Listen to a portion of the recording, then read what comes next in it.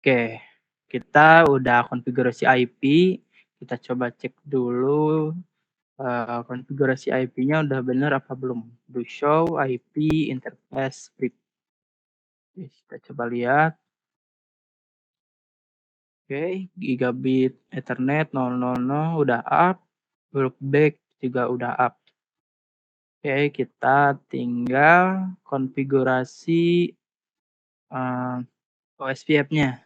Oke, mungkin sebelum kita lanjut konfigurasi OSPF, ada yang tahu nggak, kenapa kita konfigurasi IP loopback? Ataupun kenapa kita pakai interface si loopback ini buat di OSPF? Mungkin ada yang mau jawab apa ada yang tahu fungsi dari si interface loopback ini? Nah, si interface loopback ini interface logic dari si router yang dia itu nggak akan pernah mati kecuali si routernya ini mati. Kalau interface fisik ini kan, misalkan si kabelnya itu putus, si kabelnya ada kerusakan, itu sedangkan si interface loopback ini interface logic dia nggak akan pernah mati kecuali si routernya ini yang, mati ataupun di-shutdown, oke. Nah, kalau di dalam OSPF si loopback ini nanti berfungsinya ini agar menjadi router ID di dalam OSPF dan router ID ini itu digunakan sebagai identitas agar bisa mengirimkan, informasi ke routing tetangganya, routing yang menggunakan, protokol yang sama, misalkan OSPF dan OSPF bisa saling mengirimkan. Nah, router ID ini sebagai identitas. Nah, di dalam OSPF itu sendiri ada yang namanya DRBDR. Tapi di topologi ini kita nggak akan, menyeleksi yang namanya DRBDR. Kita lanjut aja konfigurasi OSPF-nya.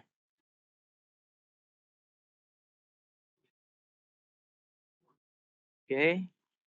Nah, untuk konfigurasinya, router yang berbeda itu nggak berpengaruh meskipun proses ID-nya itu, berbeda. Kita samakan aja router OSPF 10 menggunakan proses ID 10, enter. Nah, di sini kita daftarkan network mana yang terhubung ke si router, network mana yang akan kita sebarkan informasinya atau sebarkan jalurnya ini ke mana, ke dalam, router tetangganya yang menggunakan protokol OSPF lagi. Nah, network kita daftarin dulu yang IP loopback. IP loopback kita daftarin di sini, network. Di OSPF kita pakai yang namanya wildcard mask. Nah, wildcard mask ini beda sama yang, subnet mask. Wildcard mask ini kebalikan dari si subnet mask. Untuk cara mencari bagaimana si wildcard mask itu tinggal subnet mask/32 dikurangi subnet mask yang akan kita daftarkan. Karena IP si loopback ini /32, kita berarti si wildcard mask-nya itu 0.0.0.0. Nah nah di sini ada yang namanya area. Di OSPF itu kita pakai, konsep konsep hierarkinya itu menggunakan area. Nah, untuk single area sebenarnya, tidak terpaku harus area 1, 0, atau dan berapa, tetapi disarankan itu kita pakai area 0. Kita pakai area 0 dan jika kita menggunakan topologi multi area, itu area 0 diwajibkan ada di dalam topologinya. Tapi untuk praktek kali ini kita akan menggunakan, area backbone atau area 0. Oke, enter. Oke, kita masukkan lagi network yang ada di gigabit Ethernet 0/0. network 200.100.10.0, dan untuk wildcard max-nya itu 0.0.0.3 karena, eee, gigabit Ethernet 0/0/0 ini dia pakai, prefix 30, prefix, 30 yaitu yang subnet box-nya 255.255.255.252. Oke, lanjut lagi, areanya sama 0. Oke, router yang 0 udah kita konfigurasi, kita tinggal konfigurasi di router kanannya. Kita konfigurasi di router kanan ini. Sebelum kita membentuk, adjacency di dalam sebuah OSPF, kita coba buktikan dulu, bisa nggak sih dari router satu, tanpa menggunakan routing, ping ke loopback itu bisa apa enggak. Kita coba dulu ping ke loopback yang di router sebelah kiri atau router 0, gagal kan? Nah, kita perlu yang namanya routing ini, karena si, eee, IP loopback atau IP di interface loopback ini udah berbeda network dengan yang network di, link yang point to point antar router. Oke, kita lanjut lagi konfigurasi rt router OSPF 10. Nah, kita daftarin lagi seperti biasa network, IP loop yang ada di interface router kanan, itu IP-nya net 2.2.2.2 karena pakai /32 itu pool 0, area 0. Kita samakan areanya. Network 200, 100, 10, 0, 0.0.0.3, area 0. Kita tunggu dulu sebentar. Kita menunggu proses, adjacency antar routing atau antar routing OSPF ini berjalan. Nah, kalau udah muncul notifikasi seperti ini di router, itu berarti hubungan antar router kiri dan kanan ini sudah, membentuk hubungan OSPF atau adjacency. Nah, OSPF adjacency proses ID-nya 10, neighbor. Nah, neighbor ini, router tetangganya dan kenapa si IP loopback yang dipilih? Nah, karena si IP loopback ini ya yang jadi router ID di router kiri.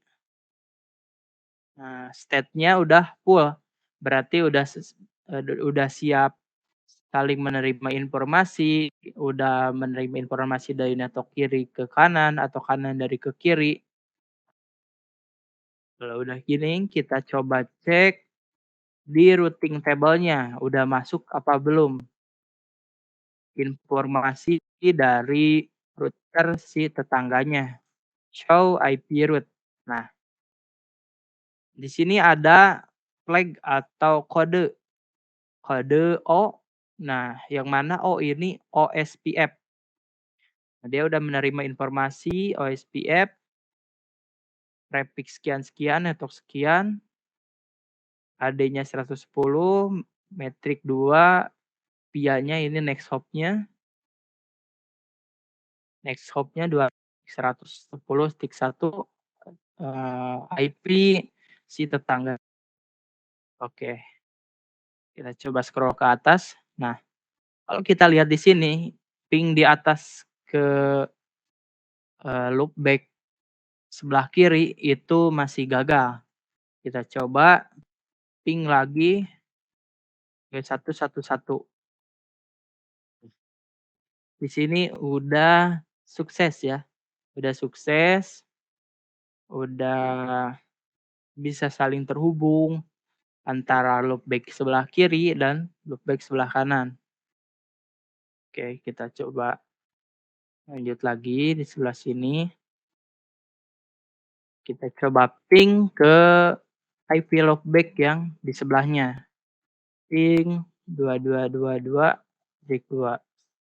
Oke, sudah, saling terhubung antara router kiri dan router kanan. Oke, mungkin, untuk basic lab dari OSPF, eee, cukup cukup satu area ya, karena untuk komennya itu sendiri kita cukup masukkan network-nya berapa, wildcard-nya wildcard max-nya berapa, dan areanya itu ada di area mana.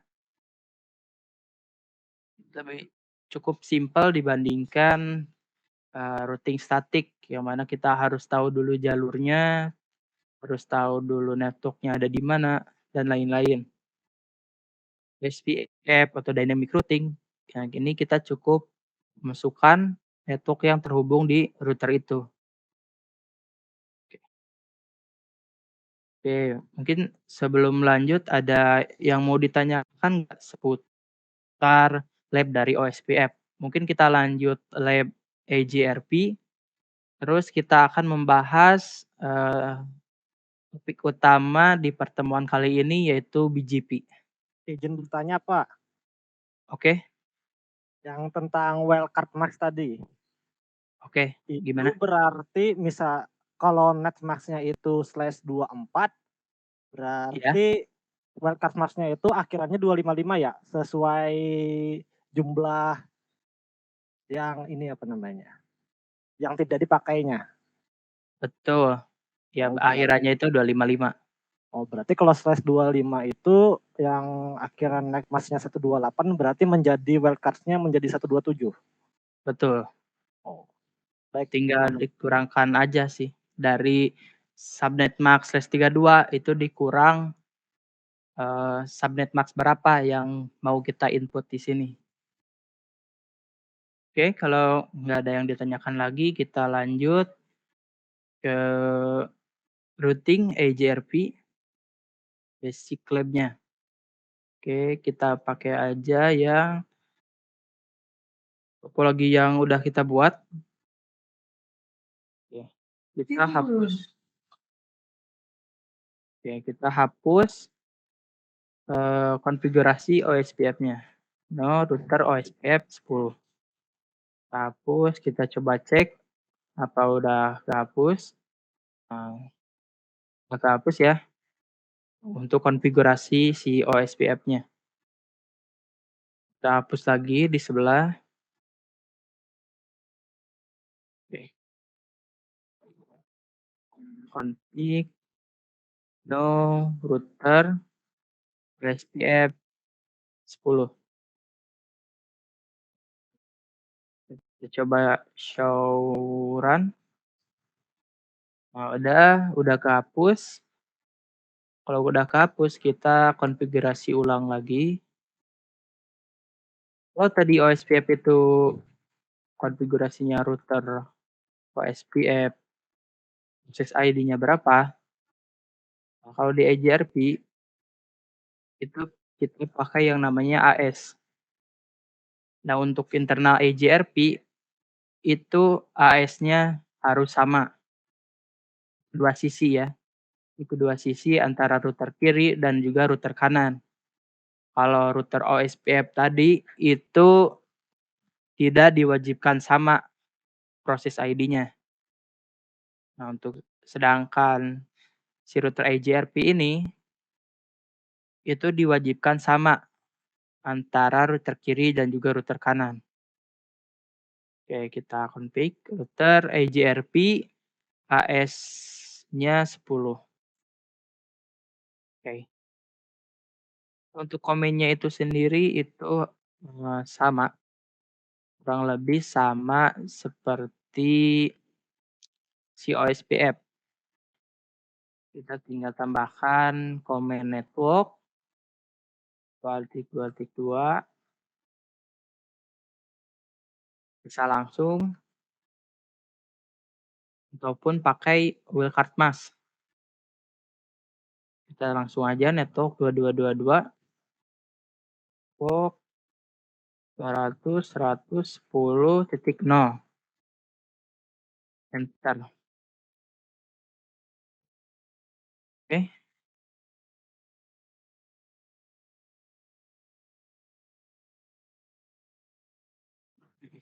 Coba masuk lagi seperti tadi router EIGRP 10 network 22 mantap.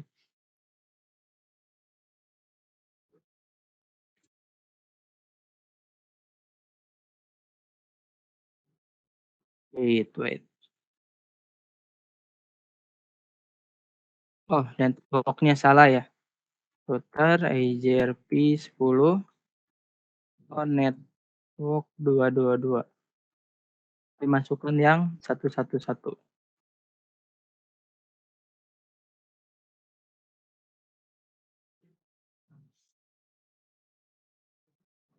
Oke. Network 222. Networknya lagi 200.110.0. Udah terbentuk ya si EIGRP AE10.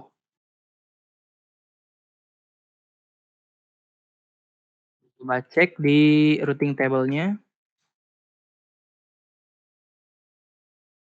Oh, IP route. Oke. Di sini udah muncul flag D atau kode D, itu tandanya si IGRP dari router kiri udah masuk ke router yang sebelah kanan. Informasi network-nya, AD-nya, metriknya, dan lain-lain.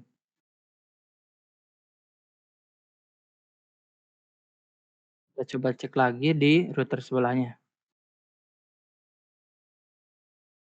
Oke. Oh, IP route. Udah masuk ya? 111.222. Oke, kita coba ping aja langsung. Ping ke loopback sebelah. Udah saling terhubung. Oke, kita coba lihat lagi. Ping satu. Udah saling terhubung. Oke, misalkan kita nambah network baru nih di sini. Kita tambah network baru misalkan 192.168.10.0/24.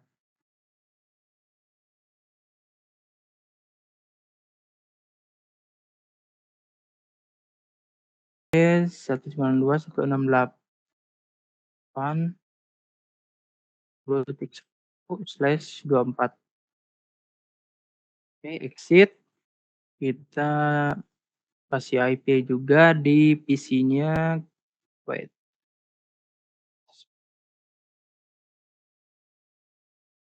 8, 10,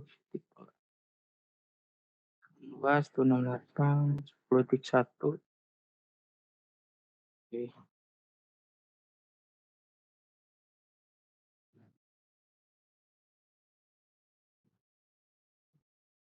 Oke. Karena di sini ada penambahan network baru, kita juga harus daftarkan secara manual di router yang terhubung ke si network ini.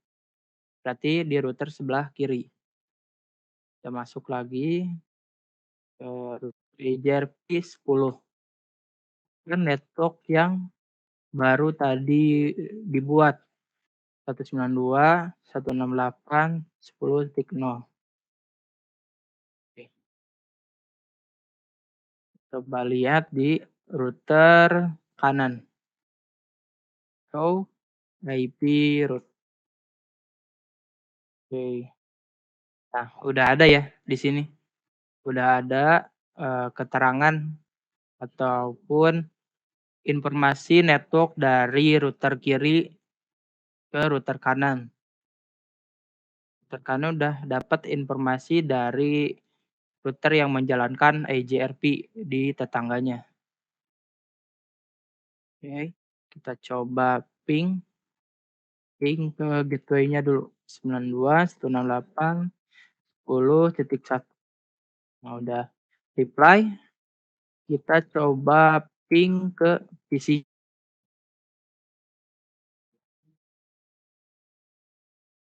Udah ada balasan.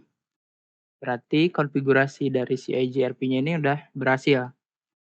Jadi si PC ini bisa ngeping ke router kanan, dan si router kanan itu juga bisa ngeping ke si PC. Kita coba ping 2.2.2.2.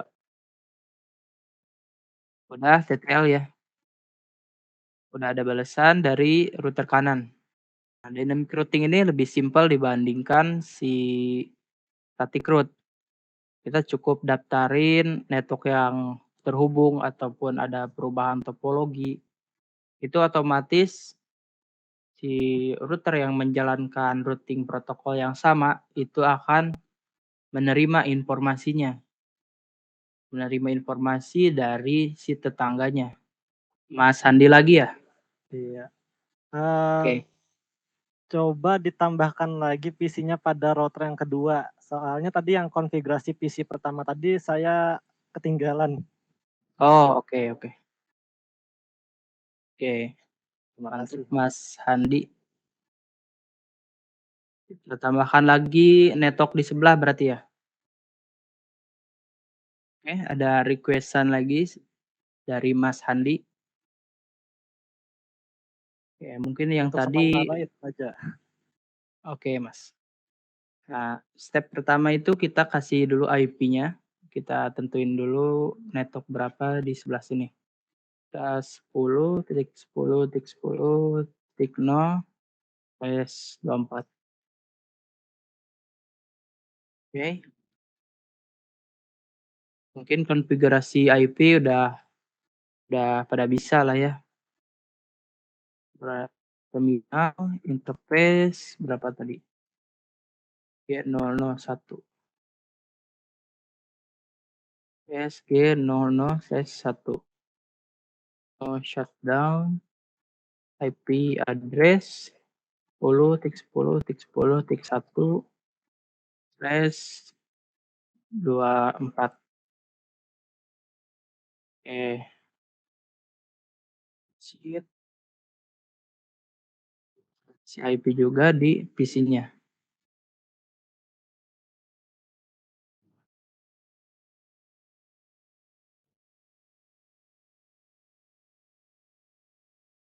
IP-nya bebas asal masih dalam satu subnet.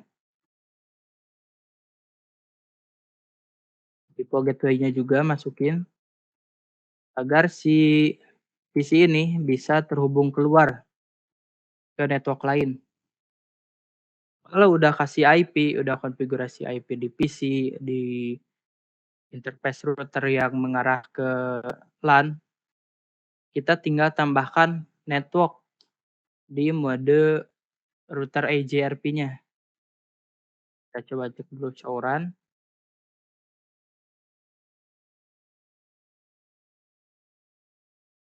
Di sini udah ada konfigurasi yang sebelumnya.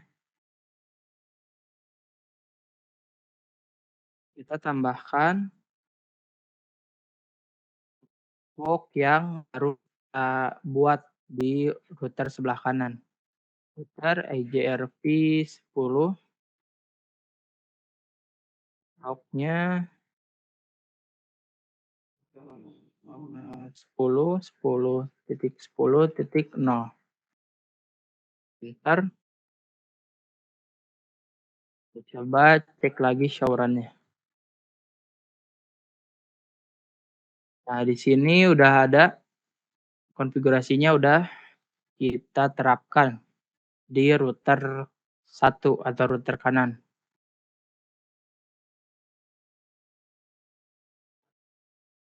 Oke. Sebelum kita coba ping, kita cek dulu nih, udah dapet apa belum si eee, informasi dari si router kanan, dari router kiri. Oh, IP root oh ini, 10.0.0 via 200.100.10.2. Berarti dia udah menerima informasi network sekian dari router kanan, melewati si next hop dari router kanan, yaitu di IP 200.100.10.2. Oke, kita coba ping ke PC kanan. Ping 10.10.10.2. Kita tunggu.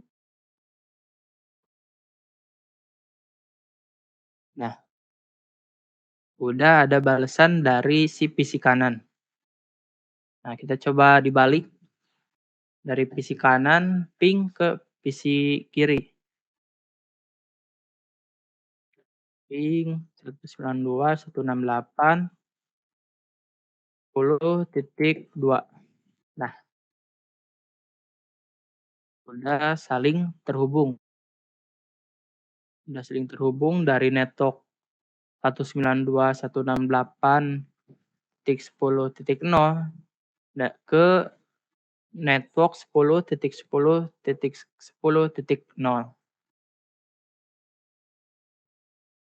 Oke, mungkin ada yang mau ditanyakan lagi?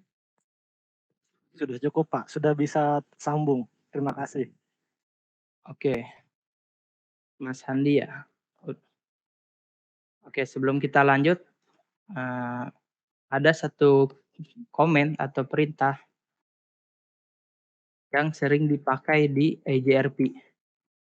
Masuk lagi, putar EJRP 10. Ya, coba show-run lagi, show-run dulu, show-run. Nah, di sini secara default si EJRP itu auto summary. Maksudnya auto summary itu dia nggak mengenal yang namanya classless. Jadi dia cuman mengenal IP berdasarkan kelasnya, bukan berdasarkan prefix. Nah, kalau kita lihat di sini, IP 1.1.1.1 itu network-nya malah yang kelas A. Padahal secara prefix itu dia /32. Nah, bagaimana cara mengaktifkan fitur si IJRP agar bisa support yang namanya classless atau PLSM? Nah, untuk bisa support, kita masukkan komen no auto summary. Auto summary di kedua sisi. Ctrl C, masuk lagi. PJRP 10 auto summary. Oke, kita coba show run lagi. Show run. Run. Nah, kita tunggu efeknya. Kita coba cek lagi.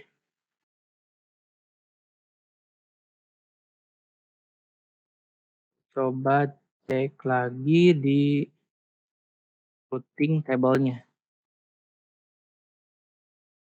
Nah, ini kan sebelumnya itu kita coba lihat ke atas. Nah, sebelum kita masukkan komen auto summary, informasi yang kita dapatkan itu si network-nya akan berdasarkan kelasnya. Nah, 10.0.0.0 ini dia akan otomatis dimasukkan ke IP kelas A. Makanya network-nya jadi seperti ini. Padahal secara konfigurasi si network-nya ini /24 untuk, IP yang 10.10.10.0. Nah, karena kita udah masukkan komen auto summary, no auto summary di router kiri dan juga router kanan, itu IP yang kita terima atau network yang kita terima dari router tetangga, itu akan menyesuaikan dengan prefix-nya. Nah, yang tadi di atas itu 10.0.0.0 menyesuaikan kelasnya. Setelah kita matikan fiturnya, itu akan otomatis, eee, mengirimkan informasi atau menerima informasi network berdasarkan prefix-nya. Nah, ini udah prefix 24, yang ini prefix /32. Coba cek lagi yang di sebelahnya. Kita coba cek IP root. Si prefix-nya udah nggak menggunakan kelas. Dia udah menggunakan yang namanya, prefix atau classless. /24, ininya juga udah /32. Itu untuk, simple lab ya. Yang utamanya itu seperti ini, cara daftarin, network di OSPF, daftarin network di IGRP, itu basic-nya seperti ini. Mungkin, kalau teman-teman ingin memperdalam itu banyak materi-materi seputar deep dive-nya ataupun kompleksnya itu banyak udah bertebaran di Google, di YouTube. Mungkin kalau yang penasaran, silahkan cari tahu, tetapi yang utamanya atau basic dari konfigurasi si OSPF dan juga EGRP itu seperti yang udah kita demokan sebelumnya. Kira-kira kalau di sini di router kiri itu kita konfigurasi area 0 dan di sebelah sini area 1 misalkan. Bahkan di sini area 0, di sini area 1. Di interface G00 itu 1 dan di sebelah kiri itu area 0. Kira-kira nih, bakalan terhubung apa enggak? Menjawab, Oke, siapa? Oh, Mas Andi lagi ya? iya. Sepertinya tidak akan terhubung karena sudah dalam area yang berbeda. Oke. Soalnya kemarin kalau nggak salah ada yang namanya multi area. Oke, betul. Saya coba jelaskan dulu ya. Nah, untuk, multi area itu area selain area 0 itu harus terhubung dulu ke area 0. Dan kenapa di sini nggak akan bisa terhubung? Karena, kalau di OSPF kita nyebut yang namanya itu link. Nah, link atau koneksi dari router 0 ke router kanan itu harus berada di dalam satu area. Misalkan seperti ini. Kita coba aduh, salah. Kita coba hapus dulu sebelah sini. Hapus dulu in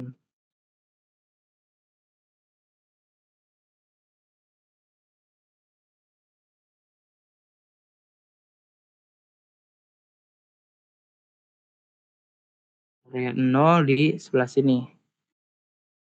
Multi area itu akan bisa terhubung kalau, si area selain area 0 itu terhubung dulu ke si area 0 atau si area backbone ini. Ibaratnya si area 0 ini area transitnya. Oke, kita coba ganti dulu warnanya. Misalkan di sebelah kiri itu kita kasih area 10 dan yang sebelah kanan itu kita kasih area 11. Kalau settingannya seperti ini, itu si area 10 dan area 11 itu akan saling terhubung. Kenapa? Karena dia ada melewati perantara terlebih dahulu. Itu si area 0-nya. Dia lewat dulu area 0. Nah, kalau misalkan dari pertanyaan yang saya tanyakan tadi, itu kalau misalkan setengahnya area 0 dan setengahnya lagi misalkan area 1 di dalam satu link, itu nggak akan bisa terhubung karena, mmm, dia nggak akan membentuk yang namanya adjacency. Karena syarat yang pertama agar si OSPF ini bisa saling berhubungan atau terhubung, itu si areanya itu harus sama kalau masih di dalam satu link. Itu di dalam satu kan yang atas itu network yang, point to point atau yang /30 tadi. Misalkan kita coba gambarkan. Ini tuh nggak akan bisa terhubung. Karena area yang sebelah kiri itu area 0, sedangkan, router kanan area 11. Itu nggak akan terhubung karena beda area. Nah, kalau misalkan link yang atas itu sama-sama area 0, nah ini baru bisa terhubung. Karena yang atas ini bisa melakukan yang namanya adjacency tadi. Proses dari OSPF tadi, saling mengirimkan informasi dan lain-lain. Oke, eee, terima kasih jawabannya, mantap Mas Handi ya. Oke, mungkin ada yang mau ditanyakan lagi sebelum kita masuk ke materi BGP?